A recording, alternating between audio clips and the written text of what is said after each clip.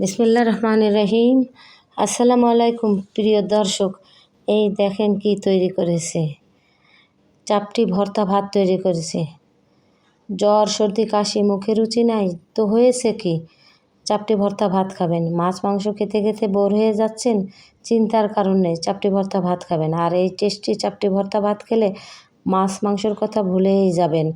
চাপটি ভর্তা ভাত রেসিপি কীভাবে তৈরি করছি সেটাই আপনাদেরকে শেয়ার করব। প্রথম থেকে শেষ পর্যন্ত দেখতে থাকবেন।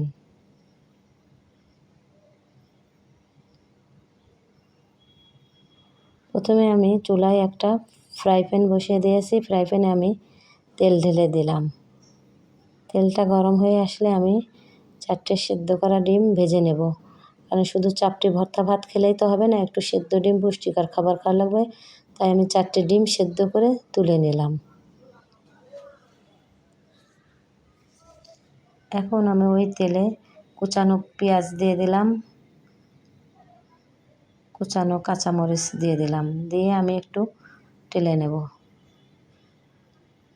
ভেজে নেব।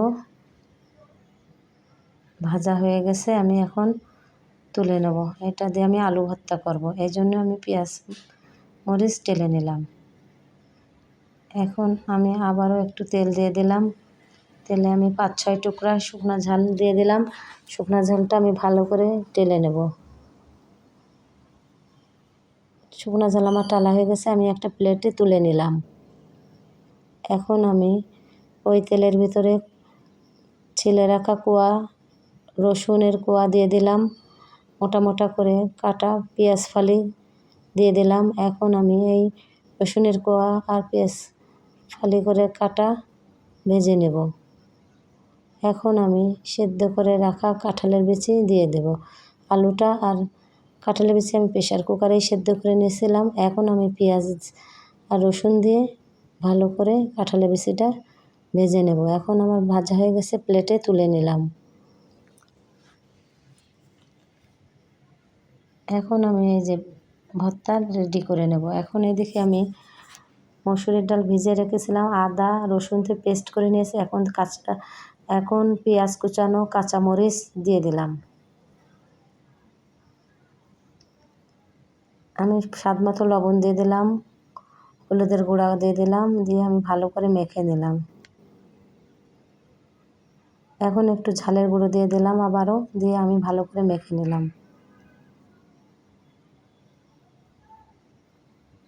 এই যে আমার মাখানো হয়ে গেছে। আমি একটা ফ্রাই প্যানে তেল গরম করে নিলাম। আমি এখন চাপড়িটা ভালো করে চেপে চেপে দেব। চাপটিটা আমি ভালো করে চেপে চেপে চাপটি আকারে তৈরি করে নিলাম। এই যে এখন আমি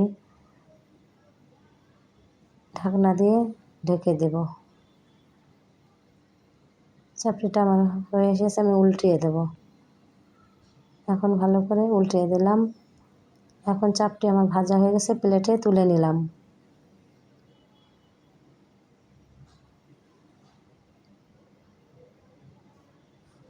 এখন আবারও আমি তেল দিয়ে আবারও আর একটা চাপটি আমি দিয়ে দিলাম।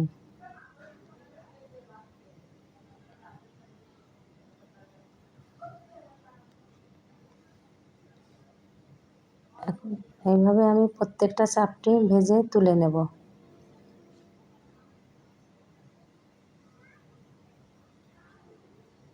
এই যে আমার চাপটি ভাজা হয়ে গেছে, দেখতে যেমন অপূর্ব, খেতে অসাধারণ। আমি আবার ফ্রাই প্যানে তেল দিয়ে দিলাম। তেলটা গরম হয়ে এলে আমি ঘাটকল বাটা দিয়ে দেবো। ঘাটকলের সাথে আদা রসুন এখন আমার স্বাদ মতো লবণ দিয়ে দিলাম, ঝালের গুঁড়া দিয়ে দিলাম, হলুদের গুঁড়া দিয়ে দিলাম, এখন দিয়ে জিরার গুঁড়া দিয়ে দিলাম, দিয়ে আমি ভালো করে ভেজে নেব।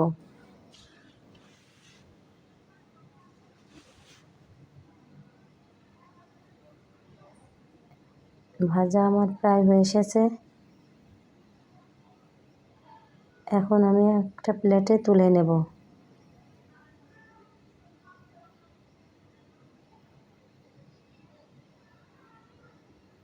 এই যে আমার ঘাটকল ভর্তা হয়ে গেল। এখন আমার চাপটি এই যে ঘাটকল ভর্তা, কাঁঠালের বিচি ভর্তা, আলু ভর্তা, ডিম আমার সব হয়ে গেল। আপনারা এই রেসিপি ট্রাই করবেন। ভালো লাগলে লাইক, কমেন্ট, শেয়ার দিয়ে পাশে থাকবেন। নিত্য নতুন রেসিপি যেন আপনাদের উপহার দিতে পারি। ভালো থাকবেন, সুস্থ থাকবেন, আমার জন্য দোয়া করবেন। আল্লাহ হাফেজ।